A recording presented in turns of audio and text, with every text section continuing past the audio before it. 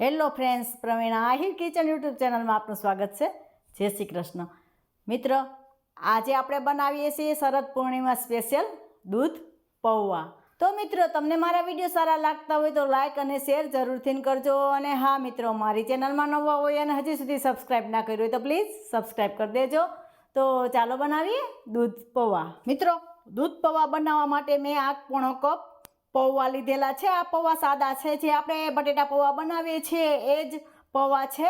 આને આપણે ધોઈ નાખીશું 3 થી 4 પાણીથી. મિત્ર, આને મેં 4 થી 5 પાણીથી સરસ ધોઈ નાખેલા છે અને આ મોટી ગરણીમાં મેં લીધેલા છે. હવે મિત્રો, આને આપણે સાઈડ ઉપર રાખી દેશું.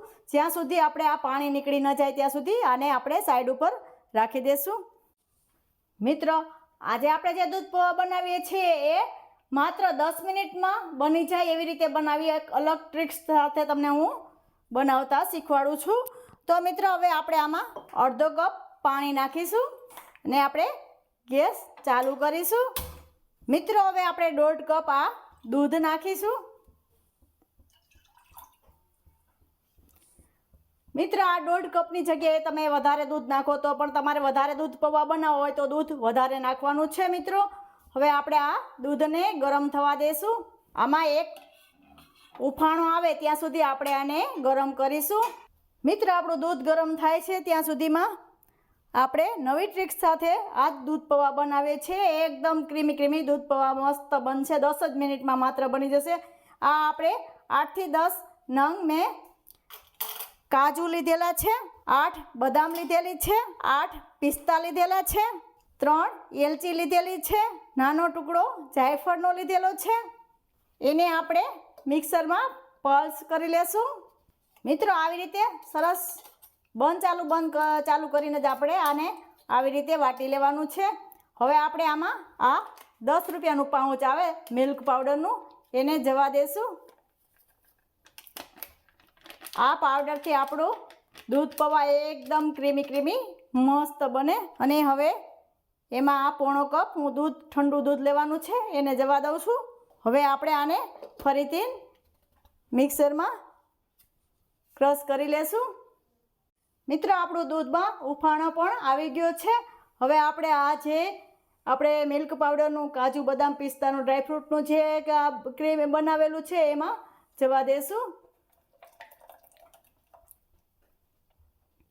આમાં થોડું પાણી નાખી દઉં છું. આવી રીતે એમાં બધું જવા દેશું.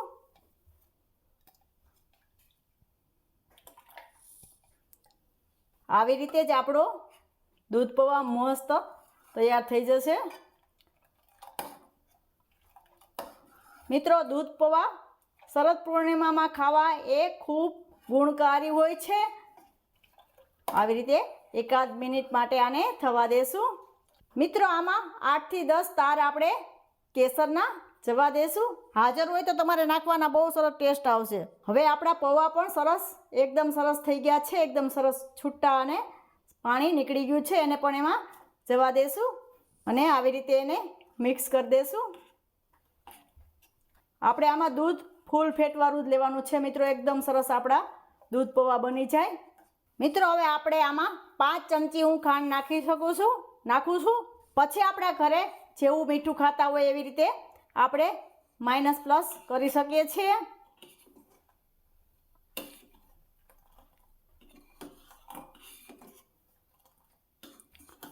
હવે આપણે આને 1-2 મિનિટ ખાંડ નાખેલી છે એટલે ઉકાળીશું.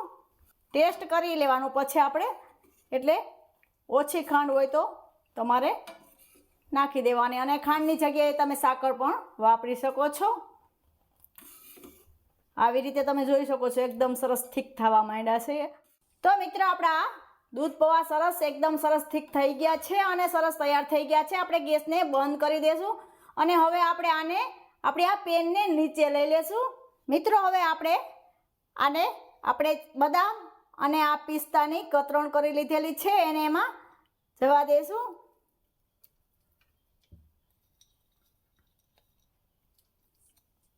અને હવે આ બાઉલમાં હું લઈ લેશું. બાઉલમાં અથવા તમારે કોઈ સફેદ કપડું આની ઉપર ઢકાય એવું કોઈ વાસણ લઈ લેવાનું છે આપણે.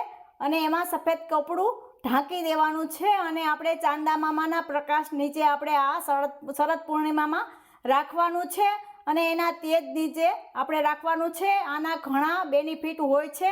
પછી આપણે 1-2 કલાક પછી આપણે લઈ અને એને સર્વ કરવાનું છે. હું અત્યારે આ બાઉલમાં લઈ લઉં છું. મિત્રો તો આપણે આવી રીતે પ્લેટ આ બાઉલમાં લઈ લીધેલા છે અને તૈયાર કરી લીધા દૂધ પૌવા. તમે કોઈ મોટું વાસણમાં લઈ અને તમે સફેદ કપડું બાંધી અને ચાંદા મામાના પ્રકાશ નીચે આપણે રાખવાના છે. એવી રીતે આના ઘણા બેનિફિટ હોય છે. આપણા દાદી પરદાદી એવું કહેતા હતા કે આંખોનું તેજ વધે અને ખૂબ ગુણકારી હોય છે, રોગ પ્રતિકારક શક્તિ વધે છે. ઘણું આમાં આપણે પણ એવું પરદાદી દાદી એવું કહેતા હતા. એટલે આપણે પહેલેથી નાના હતા ત્યારે આવું બધું જોતા આવીએ છીએ. એટલે આપણે આવી રીતે રાખવાનું છે. તો આજની આ દૂધ પૌવાની રેસીપી તમને કેવી લાગી એ મને કોમેન્ટ બોક્સમાં જરૂરથી જણાવજો. અને આવી જ નવી નવી રેસીપીઓ જોવા માટે મારી ચેનલને સબસ્ક્રાઈબ કરવાનું બિલકુલ ના ભૂલતા.